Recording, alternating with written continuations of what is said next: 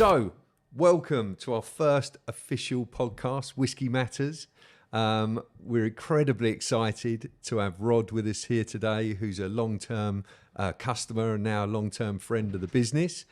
Thank you for coming on, first of all. Thank you for inviting me. Thank you. It's Monday morning, so we haven't got any whiskey to drink just yet. I think we'll leave that for an hour or so. But what I'd really like to start off with, if possible, is just to ask you a little bit about yourself, who you are and what your sort of background is. Right.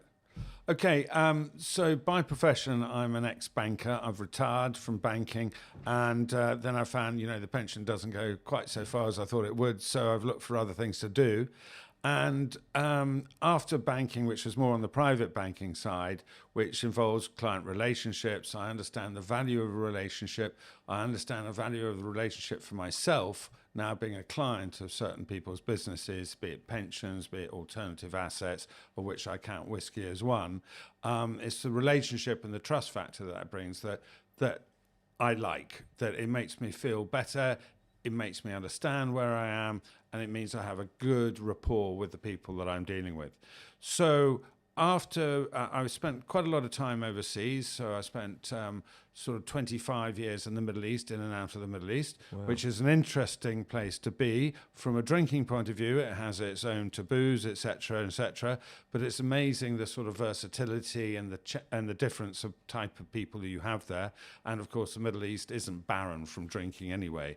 It's only Saudi that is, and that might be changing soon. Who knows? There's a lot of talk about that, but definitely the UAE and Jordan, Oman, and other parts of the Gulf are warm to all the hospitality type ideas, and therefore you get a lot of consumers over there. So Middle East is quite important. I spent 7 years in Singapore, and I was just discussing with Sam earlier about the makeup of those investors in Singapore.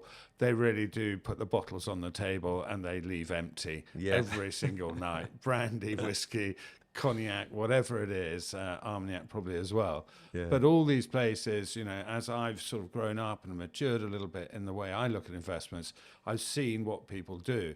And I think it was about 4 or 5 years ago, I read that in the Louis Vuitton luxury index, cask whiskey was the top of that index for 3 years running, averaging anywhere from 15 to 20% per annum. So I thought, well, hold on, I should look at this. And that intrigued me as well about the returns. It also has some very special qualities about whiskey investment, and that is tax status. It can be tax-free, etc., etc.